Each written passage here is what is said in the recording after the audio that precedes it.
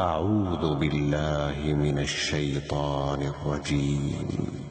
كنتم خير أمة أخرجت للناس تأمرون بالمعروف وتنهون عن المنكر وتؤمنون بالله ولو آمن أهل الكتاب لكان خيرا لهم منهم المؤمنون وأكثرهم الفاسقون لن يضروكم إلا أذى وإن يقاتلوكم يولوكم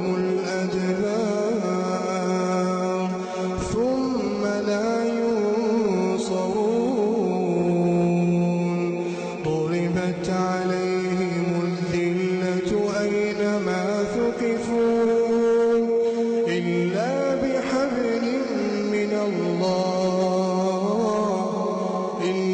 بحبل من الله وحبل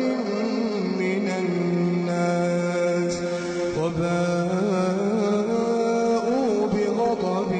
من الله وضربت عليهم المسكنة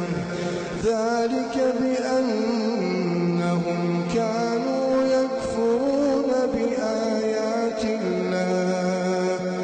ويقتلون الأنبياء بغير حق ذلك بما عصوا وكانوا